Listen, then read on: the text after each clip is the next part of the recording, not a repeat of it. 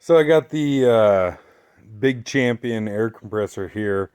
Um, Took it outside today with the forklift and rigged up a bullshit little fuel can there, but works. Um, and I ran this thing for right at like 2 hours, pretty well nonstop, like nonstop pumping air. The engine ran for the whole 2 hours, and it pumped air for probably an hour 45 of that or something. And then I drained the air compressor oil and the clutch oil on it. But we'll see, what time is it right now? So the air compressor pump oil has been draining for 3 hours now, and I have already emptied out the drain pan once. Obviously there was more oil than that in there. This thing takes about a gallon of oil, but there's this fucking gnarly looking sludge shit. Actually, I guess you can see that fairly well. The like sparkle glitter bullshit in there.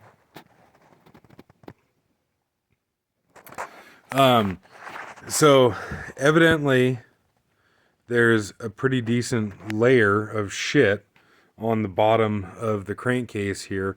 I've got the pallet that the air compressor is on, kind of like propped up on some wood blocks, and so you can see I got the whole thing tilted over to the side, or the whole thing tilted rear, try and let all this crap come out. That little bit that you see in the pan there has been about the last hour of it draining. And I don't know, I think I'm gonna like maybe flush some diesel through there, like just while it's over on its side like this. Take a sprayer and spray some diesel maybe through the fill there and let that drain for a while. I'm not entirely sure, but anyways, so this pump here is a model R40 pump, and I actually don't know what the 40 necessarily equates to, but uh, the R prefix in R40 indicates that this is a splash lubricated pump. And on one hand, the splash lubricated pumps last a good long while.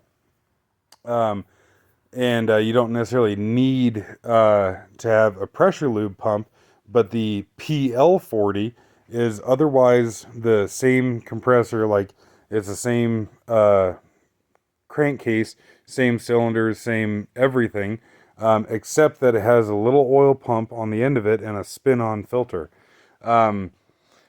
Now, on one hand, you don't necessarily need the pressure lube part of things because, like I was saying, the splash lubricated last a ridiculously long time.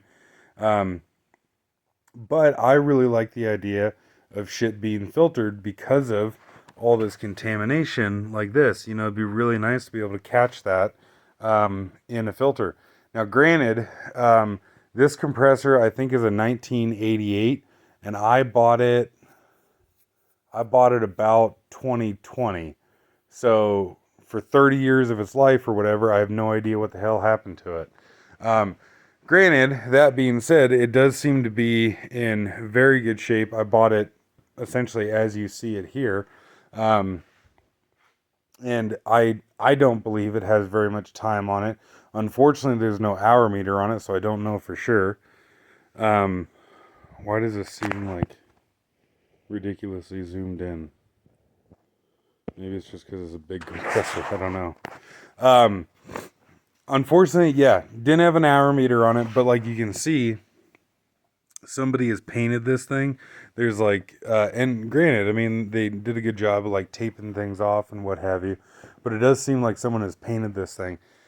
The oils that were in it were actually very clean when I got this thing, and everything, the pump, the clutch, the engine, and the oil bath. Somebody did take care of this thing, at least in the condition that I got it. It seemed very well taken care of. But yeah, that much junk out of the bottom of the pump there is obviously kind of concerning. It works just fine, it makes air just fine and such, but still, I don't like that. And I really wish that that was the pressure lube variant of that pump, mainly for the oil filter. Um, I I've changed all the oils in this thing and drained the clutch oil. And granted, this container was not clean. Like, you know, the debris in the bottom there is not from the clutch. That's just because I didn't clean the container. The other container over here I did brake clean out, so all that shit there is from the pump. But I don't know. Yeah, I just figured I'd post this and, you know, maybe give someone else the idea to, you know, tip their compressor or fucking whatever. And also, too, just to, you know, I guess let you know that there is a pressure lube variant of these. And to my knowledge, really all of the Champion pumps come in a pressure lube variant. And so if you're like ordering a new compressor or whatever, I personally would, you know, order the pressure lube variant of it. Like I said, I bought this one used, so it was just, you know, like I didn't have the option to order it brand new. And, you know, if I had my way, I of course would get the pressure lube, but um, I think the pressure lube variant of these pumps are like $6,000 just for the pump, not for the engine or anything else. Just the pump, I think, is like $6,000 nowadays. I paid $220 for the entire compressor, so I can't complain about that. And so obviously, even if I do have to take that compressor out and totally overhaul it, then no worries, and it's all well worth it. But yeah, I will. I'll do something, flush that out with diesel, do whatever, change the oil on it, and I guess the next time that I drain the oil on it, I'll do the same thing, tip it over and what have you, and video it again, and see how that does. After the pump is done draining, I'm going to do the same thing with the engine, because I haven't drained the engine oil on this go round. I have actually changed the engine oil like a couple times since I've had it already, but I think after the pump's done draining, I'll reconfigure the cribbing blocks there and like tip the whole compressor that way, and do the same thing with the engine and see what I can get to come out of the engine. Oh, that reminds me. So this engine here comes with a spin-on oil filter. The older the older engines had a different type of filter, but considering that this one here is fairly new, it's got a spin-on oil filter. And the previous oil filter that I had taken off of it, I had cut open to, you know, cut open the filter and cut the filter media apart to like inspect for debris. And so here's the filter media. That filter you can tell is obviously white. That one is a CarQuest branded filter. This one here was a Baldwin B164, and near as I can find out there, that is the largest filter that fits these things. They take a 5/8 by 18 thread, which is actually a very common filter in the older stuff, as a bypass filter, but like I don't think anything in the last 20 years, 30 years has used that filter. But anyways, I took the filter and cut the filter open, and I was looking at, you know, the outside of the filter as far as in the sense of, you know, when the filter's on, like this is the outside surface here. What is normally the dirty side of the filter, and I couldn't see any debris on here whatsoever, which didn't make a damn bit of sense to me because considering, used engine and what have you, you would imagine that there, of course, would have to be some debris. And then I flipped it over to what is supposed to be the quote unquote clean side, and I started seeing little bits of glitter. Obviously, it's not fucked or too bad a shape, but maybe. Yeah, I guess you can see some sparkles in there. Um, but the debris was on the inside of the filter media instead of on the outside like is normal. And so that kind of freaked me out. I was like, what the fuck? Like, why the hell would this be flowing backwards? And on these filters, there's a little restriction orifice. Um,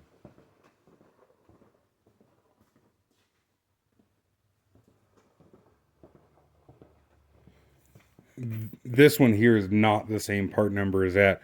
But normally on the inside of a filter, it's just wide open.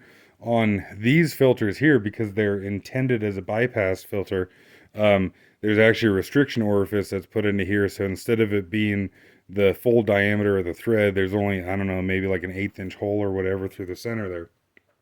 And so that really freaked me out, seeing that um, the oil flow was backwards through that filter. I was like, holy shit, is something wrong? Did somebody install, you know, did somebody install something wrong? Did something get fucked up? Is a valve stuck? Whatever. And so I actually looked online and looked up like the original service manual for these engines, and it does actually show in the service manual that filter, the dirty side of the filter is the inside, and the outside of the filter is the clean side. Like, it shows you the oil flow path through the filter, which is weird as shit that they would do that, especially considering that very small restriction orifice that's in these bypass filters. And so, what I'm going to do because of that, and because of the fact that I don't like that this filter sits upside down, is I will do a remote filter head for this thing using the same part number filter, because those are actually very good filters. The Baldwin B164, if you look it up, is 15 micron absolute, and so that's actually a fairly tight filter. But what I'll do is, well, and I guess now that I think about it, I could put like a 2 micron fuel filter on there, or something. But regardless, I want to put a remote mount oil filter on there that sits vertically like normal, and also switch the flow through the filter, because that's just dumb and strange to me that they put the dirty oil through the restriction orifice first and use the inside of the filter as the dirty side. That's just weird and crazy.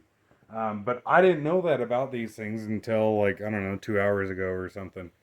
Um, and So yeah, if you notice that with one of these, then, and this engine here is a Wisconsin VH4D. I don't know if the other Wisconsins that have a spin-on filter do that as well. If somebody else has experience with that and knows or whatever, I'd be very, very curious to hear. Also, too, for me personally, I've only ever seen the newer Wisconsins that have the spin-on filter like this one here.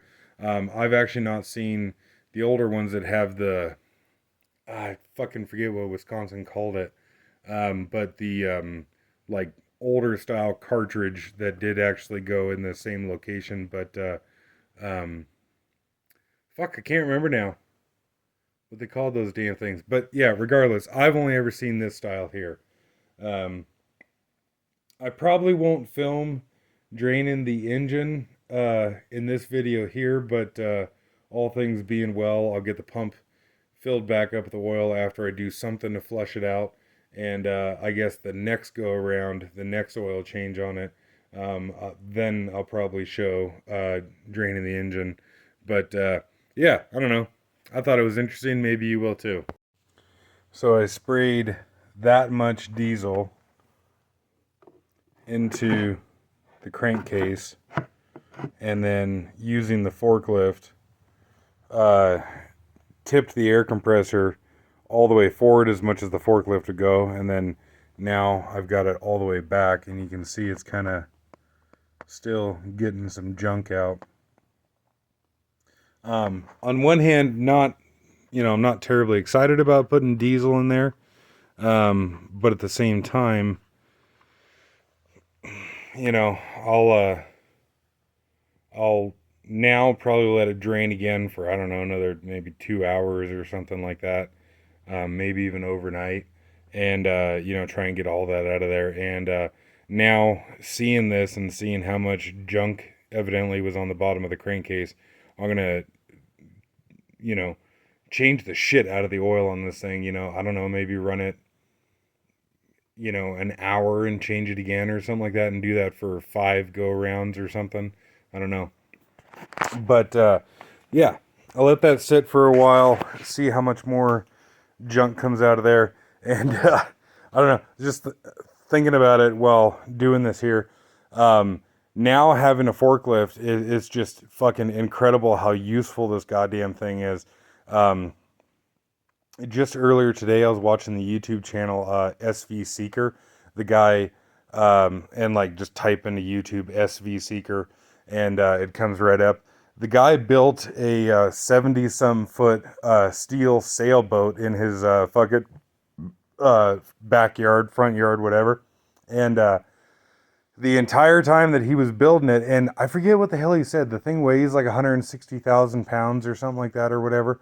The entire time he was building it, he didn't own a backhoe or a forklift or any like heavy equipment like that. He did have like overhead gantry cranes, but now owning a forklift and being able to do this kind of stuff, I mean, this compressor weighs something like 1,200 pounds. I haven't actually weighed it, but doing the math of what the spec sheet says for the pump weight and the engine weight and yada, yada, yada, to be able to pick this compressor up and move it around and tilt it in whatever orientation I want and what have you, it's just mind-boggling how the hell I got through life without having a forklift. It's a thing of beauty.